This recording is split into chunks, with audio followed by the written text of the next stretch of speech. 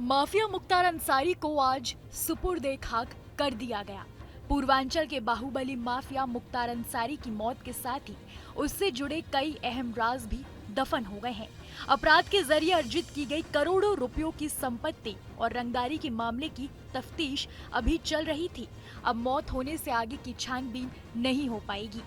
हालांकि ईडी की ओर से मुख्तार की बीवी अफशा, उसके ससुर समेत कई लोगों की भूमिका की जांच की जा रही है, लेकिन मुख्य आरोपी की मौत से कई तथ्य जुटाने में जांच एजेंसी को कठिनाई का सामना करना पड़ सकता है। आपकी जानकारी के लिए बता दें कि ईडी की प्रयागराज इकाई ने साल 2020 में मुख्तार अंसारी के खिलाफ मनी लॉन्ड्रिंग का केस दर्ज किया था। इसके बाद बांदा जेल में उसका बयान दर्ज किया गया था।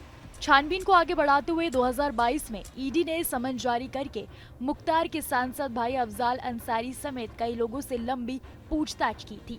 इस दौरान पता चला था कि विकास कंस्ट्रक्शन और आगाज कंस्ट्रक्शन के जरिए करोड़ों रुपए का हेरफेर किया गया था। बैंक खातों, इनकम टैक्स रिटर्न सहित दूसरी चीजों की जांच की गई। मुख्तार को दफ्तर बुलाकर कई दिनों तक पूछताछ की गई थी। इसी आधार पर ईडी ने माफिया मुख्तार का रिमांड बनवाने के साथ ही उसके विधायक बेटे अब्बास अंसारी, साले आतिफ रजा को गिरफ्तार करते हुए सभी के विरुद्ध कोर्ट में आरोप पत्र पेश किया।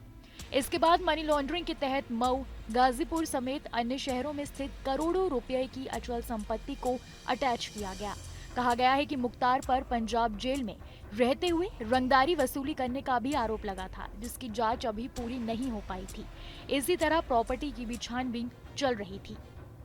मनी लॉन्ड्रिंग केस में मुख्तार की वांछित बीवी अफशा के विरुद्ध लुकआउट नोटिस जारी है ताकि वो विदेश ना भाग सके।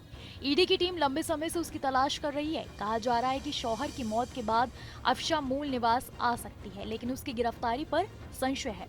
बहरहाल केंद्रीय जांच एजेंसी उसकी गतिविधि पर नजर रखे हुए हैं। 30 जून 1963 को उत्तर प्रदेश के यूसुफपुर में जन्मे मुख्तार अंसारी ने अपराध की गलियों से लेकर सत्ता के गलियारों तक का सफर किया। अंसारी ने 1980 के दशक में अपराध की दुनिया में कदम रखा।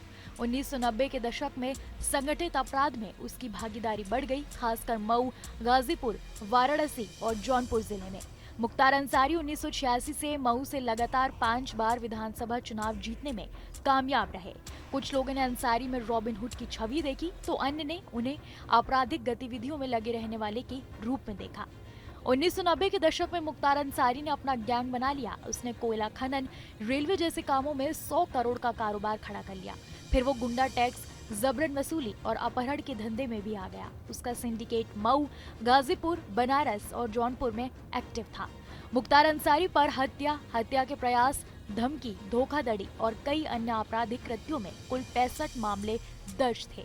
इनमें से 18 मामले हत्या के थे। उसके खिलाफ लखनऊ, गाजीपुर, चंदौली, बाराबंकी, आगरा, मऊ, सोनभद्र, वाराणसी, आजमगढ़ के अलावा नई दिल्ली और पंजाब में भी मुकदमे दर्ज थे। अंसारी के खिलाफ 2010 में कपिल देव सिंह की हत्या और 2009 में उत्तर प्रदेश के गाजीपुर जिले में मीर हसन नामक व्यक्ति की हत्या के प्रयास मामले में आरोप साबित हो चुके थे। लेकिन अब मुख्तार की मौत के साथ उनके सारे गोरख धंधों से जुड़े राज दफन हो गए हैं। ऐसी तमाम खबरों के लिए देखते रहिए न्यूज़ नेशन डिजिटल।